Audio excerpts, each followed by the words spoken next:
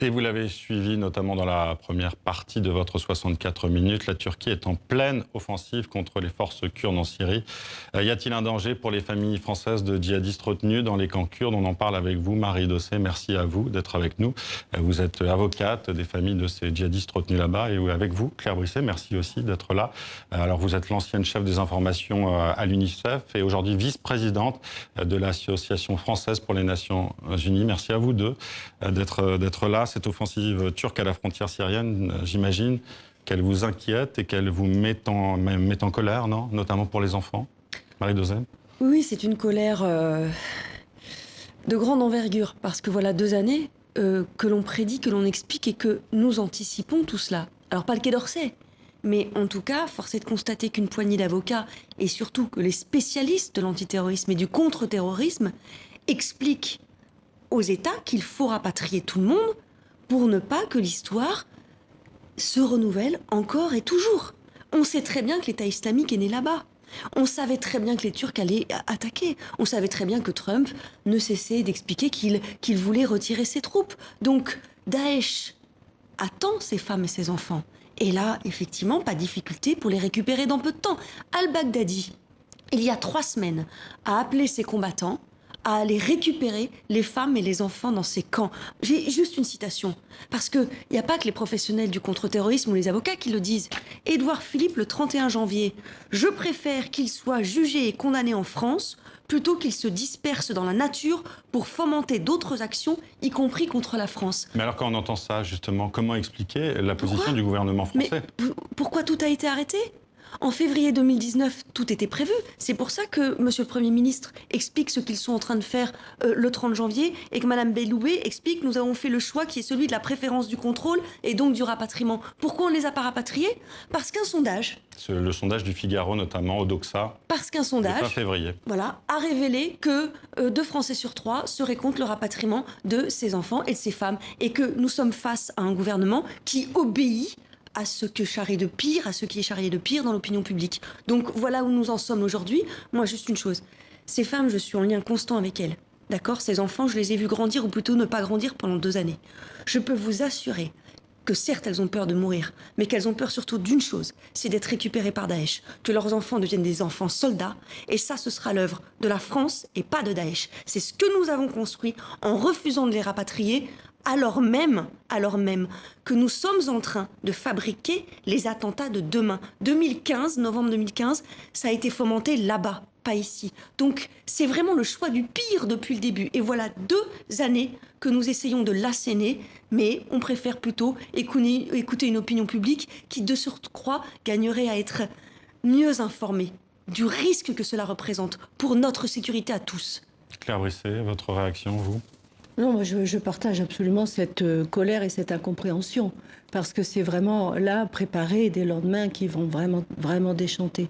Et alors, ce que je peux ajouter, c'est que, comme d'habitude, les premières victimes de tout cet imbroglio, ça va être les enfants, puisque depuis 100 ans, de plus en plus, les guerres ciblent les femmes et les enfants, les civils. Et là, ça va être la même chose. On voit des images absolument épouvantables. Ces enfants vont devenir, soit ils vont tomber malades, comme le sont déjà un certain nombre sont déjà morts. Et puis, qu'est-ce qu'on prépare en faisant ça, ou plutôt en ne faisant rien? Moi, je suis assez effarée par la mollesse des réactions que cette affaire suscite depuis quelques jours. J'ai entendu tout à l'heure sur votre antenne le secrétaire général de l'OTAN appeler la Turquie à la retenue. Mais là, qu'est-ce que ça veut dire? Là, excusez-moi l'expression, mais c'est vraiment des paroles verbales. Enfin, c'est incompréhensible. Notre président, le président de notre association française pour les Nations Unies, a écrit aujourd'hui au ministre des Affaires étrangères pour l'alerter sur cette situation des enfants. Est-ce que vous avez déjà obtenu une réponse? Non, c'est d'aujourd'hui. Ce que je vous dis, c'est d'aujourd'hui. Est-ce qu'on sait précisément le nombre d'enfants qu'il y a justement dans ces camps? Des enfants français, il y en aurait 250 environ et une centaine de femmes. Pour rebondir sur ce que vous venez de dire, madame, on fabrique aussi de la radicalisation ici. Parce que tout cela, ça nourrit le discours djihadiste et salafiste.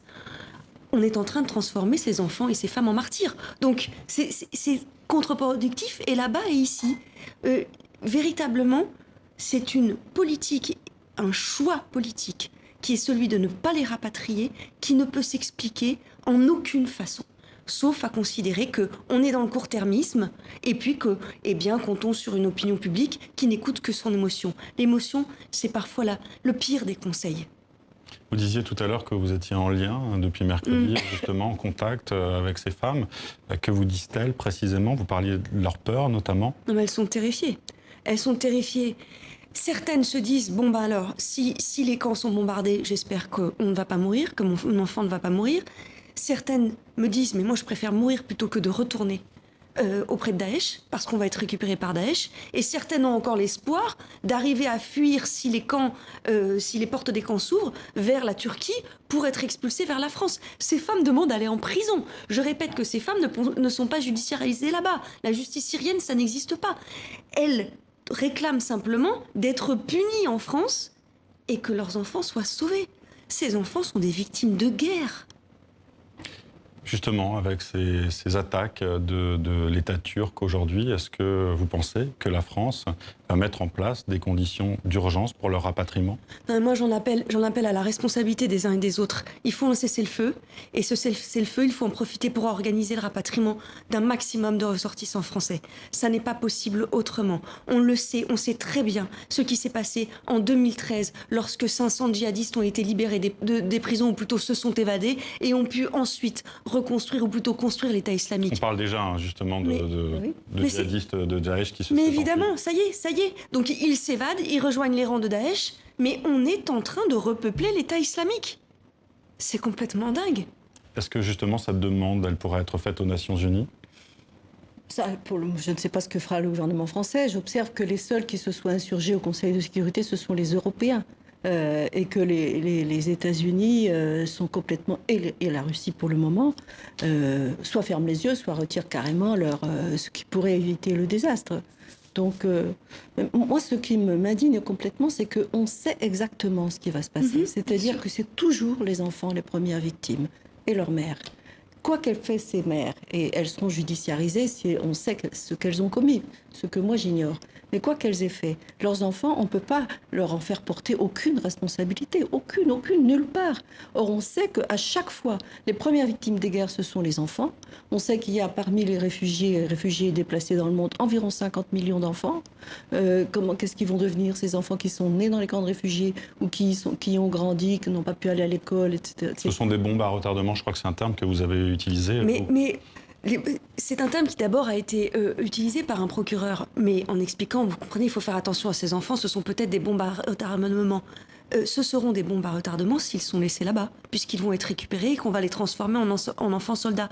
Je parle à l'opinion publique, puisque ce gouvernement semble rivé sur l'opinion publique et a renoncé à la responsabilité pour la satisfaire.